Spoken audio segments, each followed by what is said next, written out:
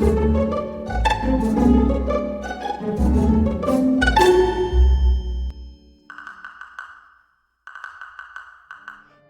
little intro video didn't play. I had to set up this special scene today because it needed to connect to this chat and not our other ones. But hey, we're back. We've got Dos and Diego / Chuck, everybody. New faces to Rehash. Because we had a one-shot. It's great. If you missed it, then that's sad because you missed a fun time. How y'all doing? Doing okay. Just had a long day at work. I'm doing pretty good. Doing fine. Yeah. Still recuperating, recovering. I don't think I fell asleep until about 3 a.m. that night. Yeah, I got off. And then I went to bed about 2. I couldn't fall asleep till then. It was I got on, did panic, did like just take down notes, like connecting. I think it's from Always Sunny, just like the guy like having the whole conspiracy with the wall and all the threads and the pins. The Pepe Sylvia scene. I had one of those, and then I went to sleep at 10 o'clock because I was exhausted. Yeah. It was crazy. It was super fun one shot. Yeah, let's get into these questions because I think the very first one is just this is from Lex, one of our new friends. Hooray, Lex! For both Ian and Chuck, what was your favorite non-combat moment of the night? There were so many good ones that it's hard for me to pick. We'll start with Ian and then we'll go with Chuck because he's the mastermind. Do I have to go first? Yes, you do. Well, I mean, honestly, to me, it was legitimately the moment where I rolled a 1 on perception, and everyone else like rolled well, but Godwin was just staring at the floor, and he was just like, "Is that a mahogany?" Or because everyone else was like super into what was actually going on, and Godwin's just like, I know my floors. Is that? Except it was a marble floor. Yeah, it was a completely different type of floor. And I was like, that's what Godwin's both going precious and an idiot. Yeah. So I love that. I love that little moment. And then just the interactions with him and Tessa were great because it was so polar opposite of confident and just not. Yeah. It was super fun to do that. Boy. Precious Godwin. What was kind of like the thought behind like Godwin's creation? How precious can I make a half orc? Oh, okay. Because I was like, I was like, how can I make a towering 7-foot bulking muscle half orc be adorable? Oh, that was my design of him. I definitely think he succeeded. That definitely is. Oh, okay. Hear that. Oh, Lex wants to answer it as well. Do you want to answer before me, Chuck, or do you want me to do that first? I'll let you go before me. Dude, now I need to think about it. I really secretly buying time. I really liked when Tessa ripped the page of firearms out and like put it in her pocket, and just seeing your reaction of just like, oh shoot, what is this gonna mean, was really fun for me as a DM, knowing like how it feels to have your plot lines and your plans just like twisted up a little bit is very much just fun to watch from the completely other out game. The word in Abyssal was the name of the long rifle, Deliverance. Okay. Small things here and there. I whoever wrote those notes, who you don't know yet, the big thing is they know a ton of languages, so they're just trying to diversify their notes as much as possible to keep people like you away from them. Too bad I found him in. Just a paranoid guy. Well, then, what was your favorite then?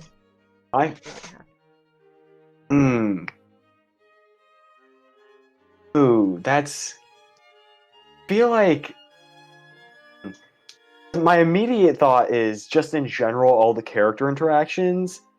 But more specifically, I really liked when everyone figured out Jin Anthony's name. Jin Anthony's name, The 'cause I didn't know that either. barbarian. The barbarian and the name, the Jin Anthony, Jin and talk went completely over my head. I had no idea, and at some point I was like, I'm in the same boat as you. As soon as I saw that, I went. those small things where the players just get one up on me. I love it so much. I had a really fun time playing Tess. She's kind of like inspired both from like Catwoman and then also Barbarella Sarsaparilla from like the current Dimension 20 campaign with like that little voice that just kind of goes like this. That's kind of where that came from. Just like cute, but like she'll kill ya, man. And it was fun to mess. It was really fun to mess with Godwin for sure. It's really funny because like we talked about afterwards. But you're like, it's like Batman and Catwoman, and the more I thought about it, I was like, it's absolutely Batman and Catwoman, because Godwin is a rich kid, stupid rich kid that had no concept. That was another one, just the no concept of money moment with Jin Anthony. Drop all that platinum. But I was like that. But it's just Batman if he was insecure in himself. But like you mentioned that like, you had expected Chalk to kill off your character's dad, to kill Gavin. Yes, that was another thing. I was thinking about it. I was really thinking about it. I fully expected it. And I was going to ask you if you were going to do that, to use it as a catalyst for Godwin to get really angry. To become but Batman. You didn't. Even if you had asked me, was I planning, I wouldn't have told you. I was gonna make it an in the moment thing. It was a D100 roll, actually. Really? Okay. I was fully expecting it because I said, actually, I think just his dad would be there, not his dad and his mom. You went, okay, interesting, good to know. And I went, why is that so important? Always really dangerous to tell your dungeon master that your character has anyone they care about deeply. This person's very important to me. Yeah, right? I was like, add them to the list of people I'm gonna kill. That was another thing that I was doing with the new name appears on the pepper box. Is I went, every D&D character has like a tragic past with their characters or their parents, or their parents don't like them. I was like, what if mine just didn't? What if their parents were just totally supportive of him, like adopted him even though he's a half orc, a bunch of stuff like that, and just raised him the best they could and just let him do whatever he wanted to be the best that he could be? And I was like, yeah, I'm gonna do that. I'm gonna make his parents precious too. Oh, that's speaking the idea behind Godwin. Ironically, and this is completely 32 years after when my home campaign is going on, there is yet another well-to-do adopted half-orc. Really? In like a good position in that very city. Yes. It's the Doofenshmirtz meme. If I had a nickel for every time this happened, I'd have 2 nickels, which isn't a lot. But it's weird that it happened twice, completely independent of each other. You could absolutely work that into it. They're like, yeah, I met a guy like that once with one of the characters. That'd be funny. Yeah. He just randomly gets visited by like this weird Aasimar rogue occasionally. Just like really, just drops in books. Yeah. For no reason. When you mentioned that, I fully imagine Godwin just like the classic like a girl that gets a text and she flips her legs up and down. I imagine Godwin does that when he reads the letter. Just on his bed. So precious. His dad's just so precious. Oh man. If only it were truly reciprocal, right? Right, so yeah, that's the thing. Just clarifying, Tessa is fully manipulating him, right? I feel like it is kind of more like that Catwoman Batman thing where it's like there kind of is a little bit of something there, but like she's not really like eventually maybe someday there would be a moment where she would take the leap to like move to becoming a better person. But she really likes what she does. Yeah, like it wouldn't just happen. There would need to be something that happens to do that, for sure. But yeah, it was like she saw, this very innocent guy, this very like easy target sort of thing, and just like, all right, this is gonna be my shield for the party. Everyone's gonna be looking at this guy, and they won't look at me. And I'll, I can push him around. I can get him to do what I want. But then like near the end it was like, oh, I'll just keep him around. He's nice.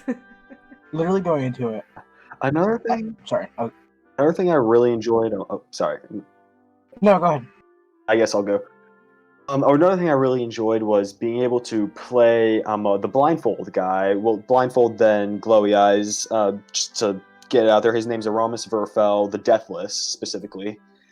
And he exists. He is another NPC from the main campaign. But I really enjoyed getting to play up this guy with a super dark, like visceral, mutilating backstory. Getting to play him like fresh off the assembly line of becoming a paladin. He's a bitter. He wants to get this job done. He was willing to kill anyone in his way because now he's a good boy. Now he's like refusing to kill his. He like broke his oath, refusing to kill his friend because of revivify stuff.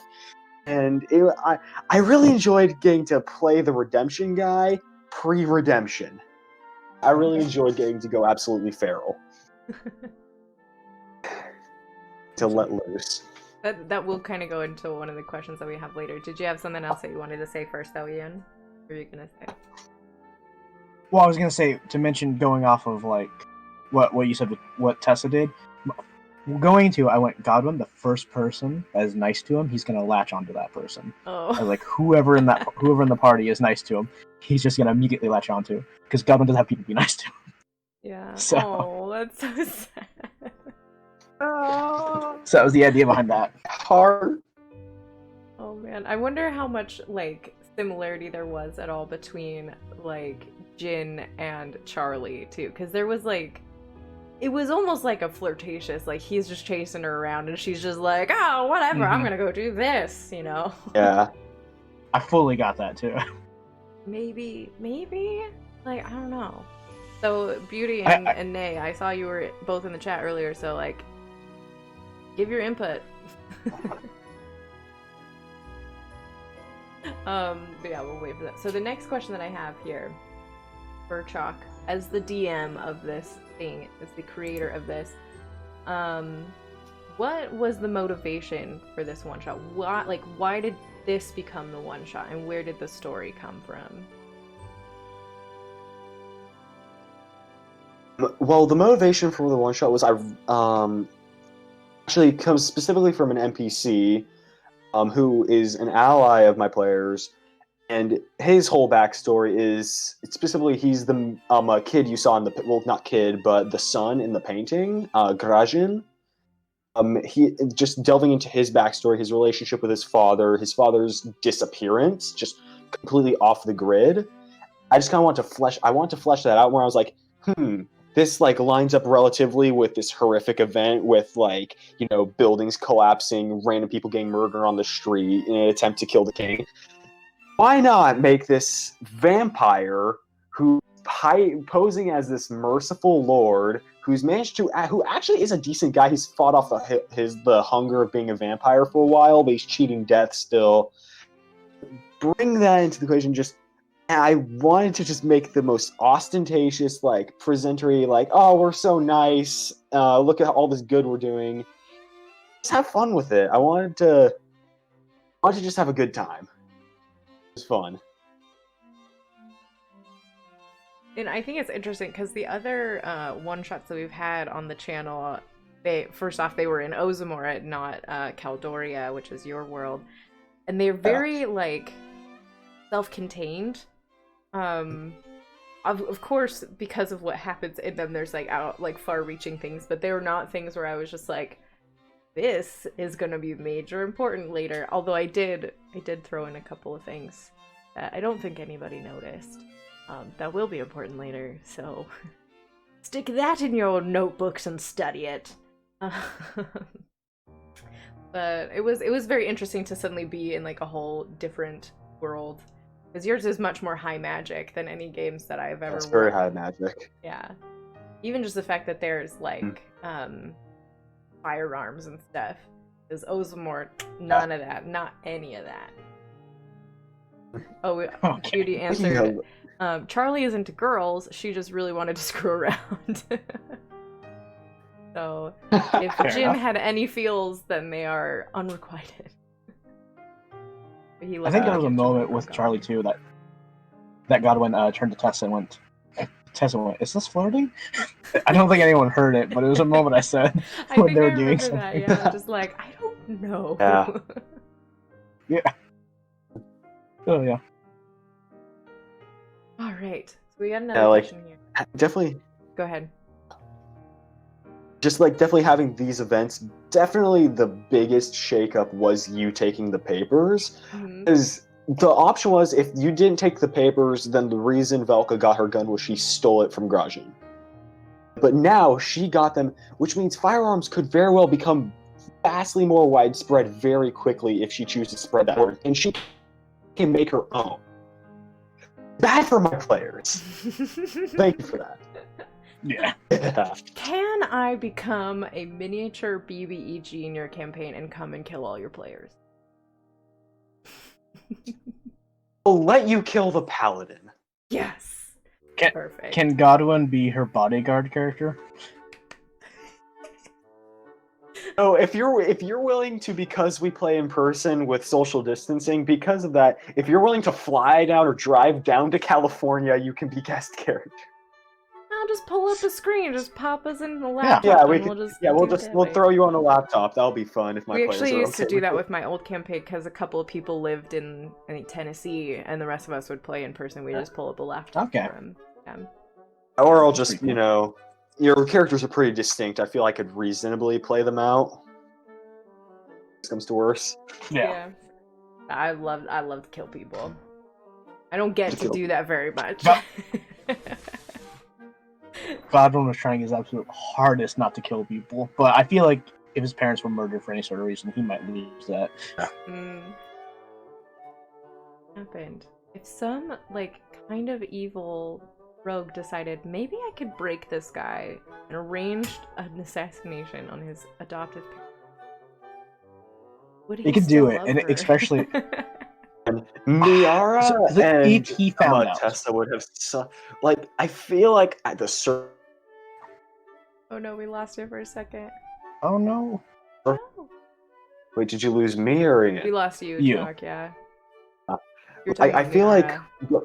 going back to the first one shot, I feel like at the surface level, Miara and Tessa would seem like they would be good friends, but in reality, Miara would fucking hate Tessa. I don't think Tessa would like him either. like- He's too grim. Yeah, She has fun with what she because does. Miara is very much get the job done. The only fun he's ever allowed himself is when he went and is he who murdered this random politician, then leave the plane.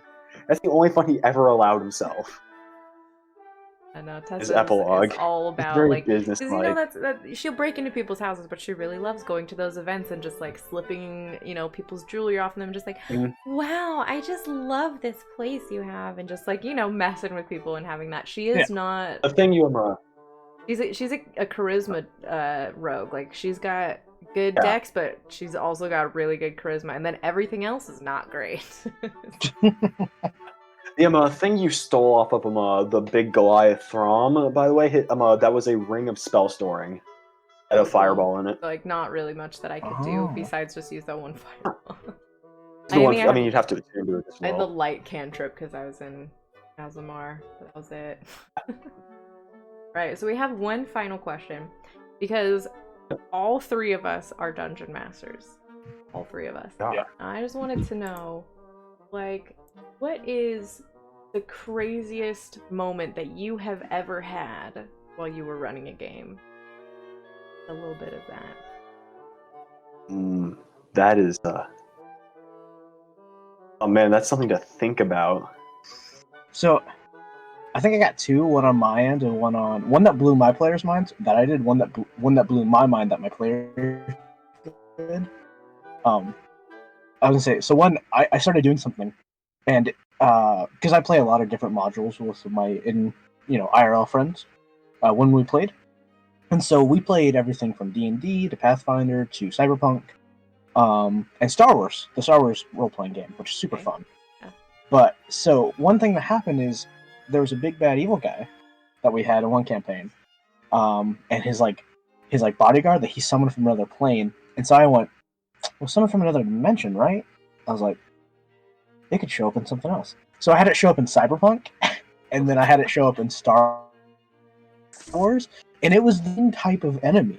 And they were every single time they were so confused, because they were like, is that the same guy?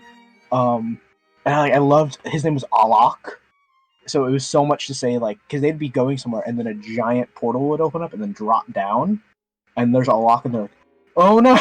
And they would always be like, "We have to be on the lookout. There might be a portal around here, and a lock might show up." That would always be in the back of their mind. In anything we played, and it was super cool to have that. Like my favorite one was we played a game called Lancer, which is a mech-based one. And they're like, finally, we're on even playing grounds with a lock because he's a giant guy. And then he actually decimated like 2 of them. Oh gosh. But there's that, and there was one time where one of my players convinced the entire army of orcs that he was a god. Oh boy. And I was like, so now I have to deal with this. That this army thinks that he's a god and that they're willing to follow him. So then they went to war. I went, okay, but army of dragons. That's what you're going up against. You really think 2,000 orcs is going to go well against 300 dragons? That was something that I was like, you really are annoying. You know that, right? That's what I wanted to say. Because he got a nat 20. His friend was illuminating him to look like a holy thing coming down from the sky. Because it was like a level 15. We were at level 15. Yeah. So it all was perfect for them. Like, there's no way I could be like, no, they don't know. They can't see it. I'm like, they think a little bit, at the very least. Yeah, you have some people. Once you get into those high levels, the shenanigans gets really intense. Crazy intense. They get dumb. Yeah. I had one where we were doing a level 21 shot, and a guy used Wish. Yeah, oh my gosh, it was insane. But he wished, and I was like, oh man, here it comes, it's gonna be big. He's like, I just want it to rain cats and dogs. It's like, it's all I want to happen. And I was like, why? He's like, I just thought it'd be funny. I was like, you wasted a wish, a 9th level spell slot on that. And I was like, you aren't getting the back of the so lose the ability to cast. Yeah.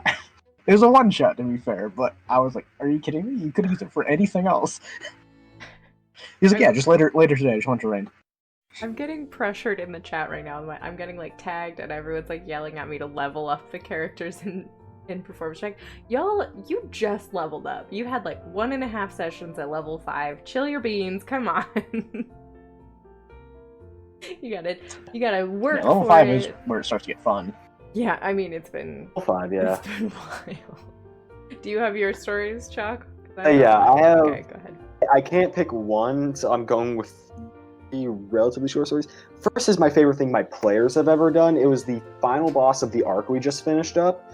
The boss is a huge themed guy called Envalon. I've talked a bit about him. Big ass dude with big ass wings and a big scythe, huge creature. And their game plan was to stack they stacked Enlarge and Giant's Might on the Rune Knight fighter. Giant's Might made him a large creature. Enlarged through an Artificer infusion made him a huge creature.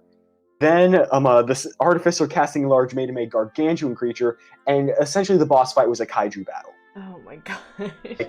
He was, because it's exponential doubling between sizes. Yeah. At least that's how I run it. So he was nearly the size of the tower they were fighting in by the end of it. And the ultimate killing blow where he grabbed him, threw him into the stratosphere, ran him through, and then plunged him into the ground. I had a good time with that boss fight. That was my favorite thing my players have ever done. I feel like that's one of those things of if you allow it once, it's gonna happen every time for the rest of forever. Now that they know that is possible, they're just oh look, a singular goblin, let's do it. And it'll become a thing not forever. Even that effective. It's an extra 3d4 damage. It's not that amazing. Yeah, it just looks cool. Looks awesome. Looks dope. I mean, when you need a ride. You need a ride, yeah.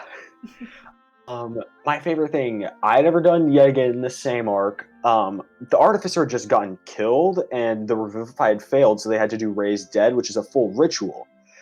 And I had to I was sitting on that for a whole 2 weeks, because they didn't know that their ranks had been infiltrated by a Rakshasa. Which I'm sure anyone who's watched Critical Role know that Rakshasa shenanigans are always fun. Who was posing as their ally, and he was like, "Hey, I wanna say some things to try and bring him back." Grabs. I say, "You guys see?" As he grabs, his hand is facing the wrong direction. He begins chanting and muttering under his breath as you see a portal begin to open underneath him. You have 1 round, or he plane shifts away with the body. and all but one of their attempts failed. The rogue had to I think it might have been a nat 20, because athletics check drags him off, and then he just plane shifts away on his own. I had a lot of fun with that because I had to spend 2 weeks thinking, okay, they know this is what assets can be had to deny the revivify, because I want to hurt my players. Yeah. Mhm. I wanted to make the raise dead ritual like high intensity out of nowhere. It was fun. And then finally giving them a magic item that was the MacGuffin of a one shot that I ran 8 months prior. No, nearly a year prior, actually, before the campaign itself started. And being able to just see their realization, just, oh, this is the sword from the one shot, and I finally got to. I don't know how people do it, just sleeping, hiding all these machinations. It's my favorite things I've run as a DM. I always have trouble keeping things secret. Before we started performance check, I would tell the stream a lot of stuff that I was planning for campaigns and stuff, and now I can't do that because the game is on the internet and people watch it, and so I can't tell anybody because no one that I know who knows anything about D&D doesn't all actively participate in the game, and so I used to tell my friend Dave the stuff I was planning, but he's watched some of the show, and I don't know how often he watches it now, so I can't tell him anymore, which is really hard. For me, the thing that blew my mind the most from my players, it was the very first game of D&D I ever ran. We did a one shot. Everyone was level 10, and it was kind of like a break-in heist sort of thing. Everybody broke into a wizard's tower, get a thing. Because they'd been told that he had died, and his defenses were up, and his apprentice was I need this thing, and they went to go and retrieve it. But each one of the characters had specific motivations. One of them was trying to find this very specific item in his house. One of them was an old retired thief who just wanted the thrill of it. They all 6 of them had their own things. And Nick's character was a warlock, and his patron wanted this gate key because he was trapped in the Shadowfell, and he wanted someone to come get him out so he could go be awesome. Yeah. And so they get to the final room, and they are in there, and Nick just casts darkness because he had devil sight, and he grabbed the key, he opened up the portal, and then it was 3 hours of a fight of them getting the key, chasing, deciding which side they were gonna fight for. And for a while Nick was on one side, and then he would switch sides, and then there was the patron there who was fighting all of them. And the way that they got out of it, nobody died, which is amazing. I'd let them all choose some magic items, and one of the guys had chosen a portable hole, which is kind of like a bag of holding. And just right at the end, he grabs the gate key and he sticks it in there. And so the patron who had detect object couldn't sense it because it wasn't on the same plane anymore. So he was 10 feet away, and he cast detect object, and he couldn't sense it. And so he just leaves.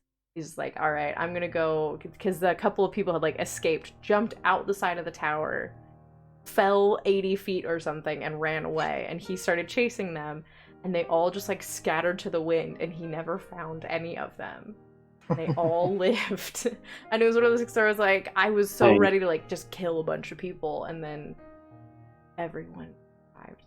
It was the very first time I ever ran again. I think it was a 6-hour game. It was really long. Those were rough. We started 7, we ended 1:30. It was pretty crazy. And then I don't think I really have a super favorite big thing that I've dropped, because I don't think so far I've done a huge reveal thing.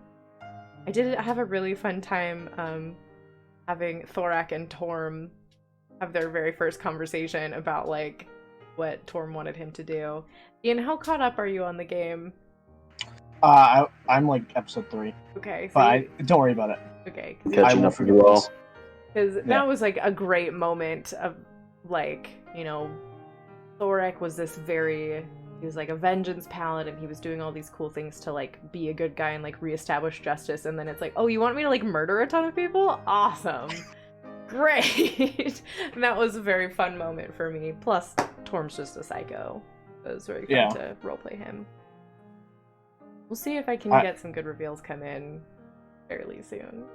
I'm sure. I remembered a quick little aside story of. It didn't blow my mind, but it caused me to actually like take a 15-minute break because I was laughing so hard. I had a character who designed his character around, or a player that designed his character around Revolver Ocelot from Metal Gear Solid series, which means he's got 3 guns that he flips in the air and tries to fire. So first combat they get into, I was like, okay. First combat we get into, he's got his 3 guns, he does it. Nat 1, nat 20, 5. Which meant, so he's flipping these guns in the air. He shoots himself in the foot, gets a critical hit on another guy, and then completely whiffs the 3rd shot. So I was like, just imagining the sequence of this guy shooting himself in the foot with a gun, and then also hitting a guy in the head at the same time. And I was like, okay. Surprise you to know. You to know that I'm okay at the revolver, like twirling and tossing around stuff. I'm at it. I can do the spin, but I can't toss it. No, but it was just so funny to imagine like this one guy trying to do this really cool thing, and he goes and he never tried it again. He was like, I'm just gonna shoot him normal. One of my grandfather-in-laws, like Nick's stepmom's dad, was like a gun showman, and he has like a specially balanced like handgun and like these very fancy like belt and stuff. Like it's really cool. I've never seen him do it. I've never met him.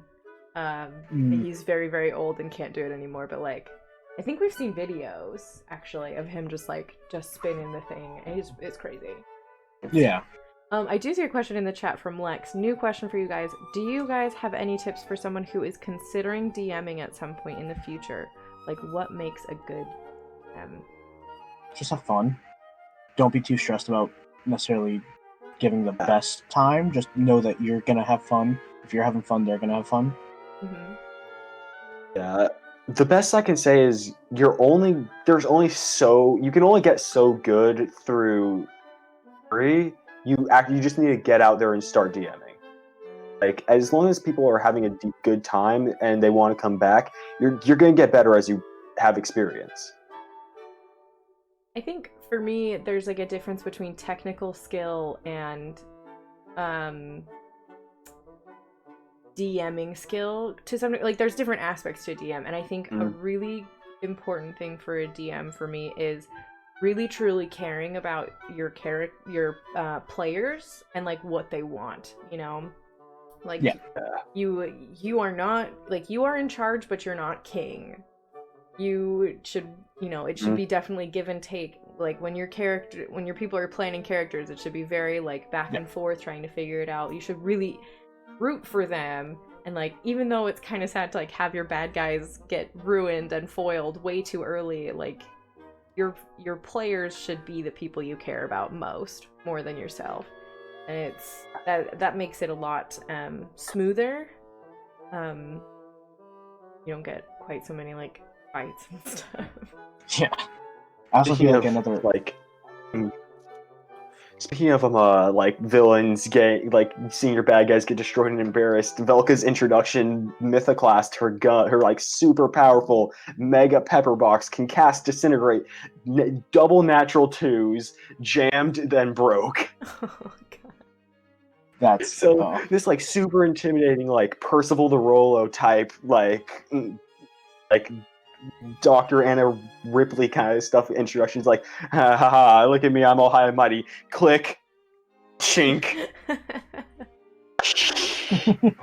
I've always had stuff like that happen because I usually run big games where I've got like 7 players or something, so it's really stacked against them, and I was not very good about like adding minions and stuff. Like Malello, he is the only guy who has ever like gotten away, who has ever like been an actual problem. Everything else is just like, oh, I guess we got him, and they don't have any chance to do anything. I was gonna say another quick thing for the DM question. Don't try to compare yourself to other DMs. Like I think that's a big issue I see is a lot of people try to watch like Critical Role or Dimension 20 or whatnot, and they go, well, I can't be that good. Like, don't be. Be yourself. Like, just make, be, don't necessarily, those are professional actors. You're just having fun with your friends, is what I say too. Also, if your players are having fun, you are good. Yeah. It's a game. Ultimately, this is a game, and you are here to have fun. So yeah, for sure. Who cares if you don't have the emotional turmoil of Vax's spoilers? Yeah. If your players are having fun, and the best feeling I've ever had is one of my players coming to me after a game and saying that was the most fun I've ever had in like recent months. That's big, yeah. As long as you're having fun, you're doing good. Yeah, when we started Performance Check, I think we were really trying to strive for a bit more of a critical role-y type feel because we're all really big fans of the show, and we were, a little bit like serious, like very not quite grim, but a little bit more serious and like quiet and stuff.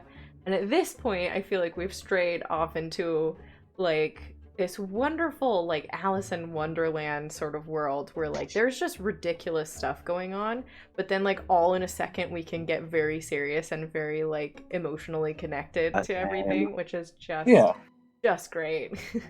I think if like I feel like we're the capacity to like have tears. I just need to kill someone's mom. Yeah, same. If any of my players are in the chat, don't think it ain't coming. Don't think it ain't coming. You'll run out of diamonds eventually. You will run out of diamonds eventually, or Crag's DC will get too high eventually. He just died 3 times, I think.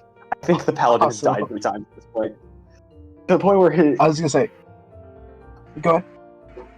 I was just gonna say one of the better lines the Paladin has delivered is when asked by the king, "What do you do?" He said he dies for a living. That's pretty good. I was gonna say one last thing for the DM thing too. Don't be afraid to mess with your players either. It absolutely makes the game sometimes. I'm 100% the person that goes, hey, do a quick roll for me, just real quick, just passive, and they're like, what? Don't worry about it. I've totally like just rolled on my own sometimes. Like, I've done when that they're too. like sneaking through a cave, and I'm just like, Do that so and they're like, what was that? I'm like, you don't know. I did one thing that was just because I was kind of mad at them. But they're like fighting. Okay, and I just grabbed 20 D20 or D6s, and I just dropped it. And I went, that's a lot, and that's all I said, and just moved on. And they're like, what do you mean? I was like, don't worry about it.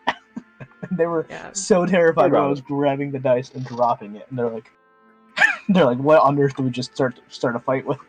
Or you just like sit there, just like rolling a D20 through your fingers, just like, like when they're plotting and scheming, just like, this is interesting. Okay. Or what was it like just a couple of weeks ago?